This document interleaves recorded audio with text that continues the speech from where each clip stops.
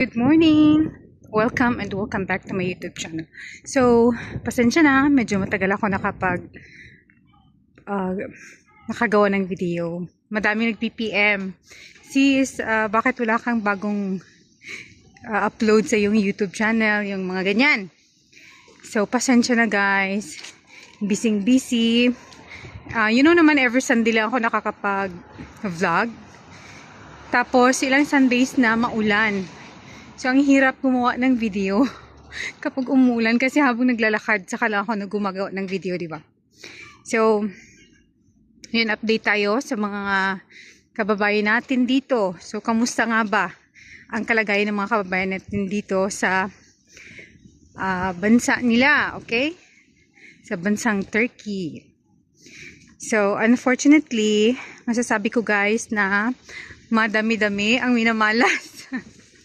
Madami-dami ang mga umuwi nang wala sa oras. Meron ngang iba nag-off lang, dumiretso na pala ng airport.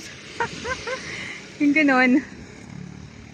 So, ilang subscribers ko din sa YouTube, yung mga nanonood sa akin dati before sila nag-apply papuntang Turkey. Ilang subscribers ko din ang andito na. And then nag-PPM na andito na nga sila. Meron namang iba, hindi tumutuloy. Kasi nga, dun sa mga sinishare ko, di ba? So, yung tumuloy dito, meron namang sinuwerte.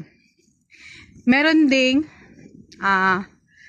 pero mas maraming minalas guys. Mas maraming naging kagaya ko, Diyos ko. Ay ba, hindi na. Sumuko na yung iba. Oh my gosh. So, meron ding nag-message sa akin na sis, andito na ako sa Turkey, pero 10 days lang parang nagpalit siya ng umalis sa amo.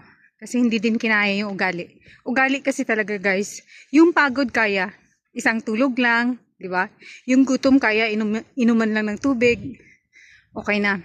Pero yung ugali, yung attitude nila towards you, parang hindi kaya. Lalo na yung naging previous mga employers mo, yung babait, yung parang tratong family, yung ganun. Yung hindi ka nakakarinig ng masakit na salita. Although napapagalitan, syempre normal naman yan. Pero yung parang below the belt, hindi mo pa na-try sa ibang naging amo mo. Pag pumunta ka dito guys, Diyos ko, parang talagang 1 week pa lang susuko ka na. Sabi ko nga sa inyo, 3 days pala ako dyan sa amo ko, umiyak ako, diba? First time. Grabe ako mapagtiis guys. Matyaga, yung ganun. Pero ito lang ang hindi ko kinayang amo. Hindi lang kasi ang nanay, pati yung bata. Ang bata actually, maintindihan mo kasi bata, di ba? Pero yung magulang, yung nanay, Diyos ko.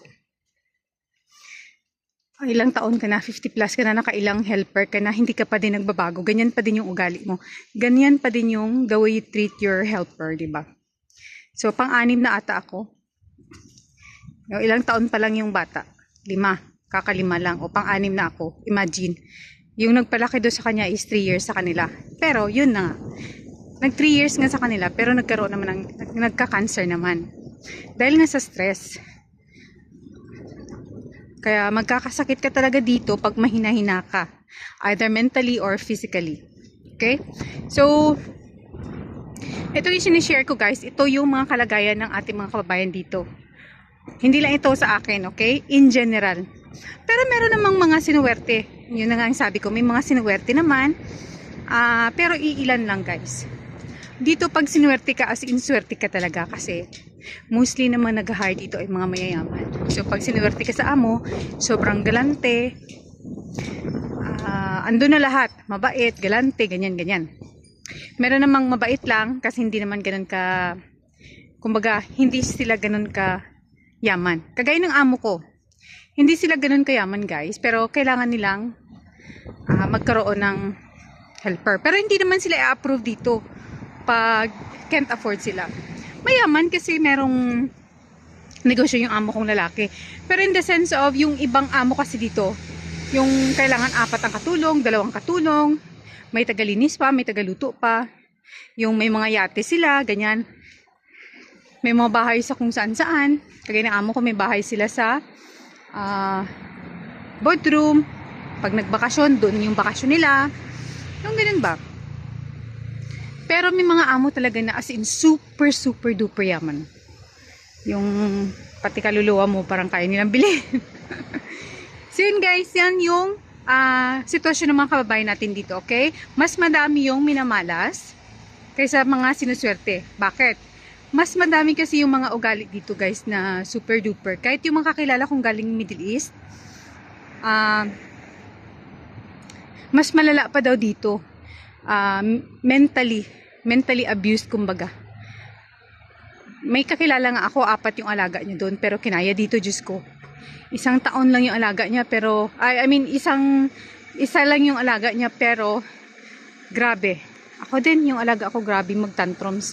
Siyempre, kung ano yung nanay, ganun din yung alaga. So, yun lang guys, yun lang yung gusto kong i-share. Dun sa mga nagbabalak pala mag-apply dito, I strongly suggest na wag na lang muna. Ay maghanap kayo ng ibang bansa. Merong Romania, sa Romania may nagme-message naman sa akin na medyo pagod daw sila sa amo. Pero at least 'di ba, doon anytime pwede kang maghanap ng ibang amo. Dito guys, pag ayaw ng amo, ikakat ka, illegal yung labas mo. Okay? So hindi ganoon ka dito guys. Hindi ganoon ka kumbaga maganda para sa mga kababayan natin na gusto mag-abroad. Yung Carrefour sa guys, sa Romania, super ganda. Dito minsan may mga Carrefour na parang maliliit lang sila. Okay naman. Antay-antay siguro ako kasi super aga pa, baka sarado pa yung accommodation namin. So guys, thank you so much sa panonood. Dun sa mga nagsusupport sa aking channel, nanonood, nag-PPM, na kaya mo yan dyan sis, ganito ganyan. Yung parang wala naman silang gustong makuha sa akin. Walang gustong info na makuha sa akin, pero nagme-message, sis, kaya mo yan. Pray lang yung mga ganyan, ganito. Nakakagaan ng, guys, nakakagaan kayo ng loob. Salamat talaga. Kaya ko to. Pero, yun na nga. Hindi ko alam kung hanggang kailan. Pero guys, kakayanin ko. Thank you so much. See you next time guys. Bye bye.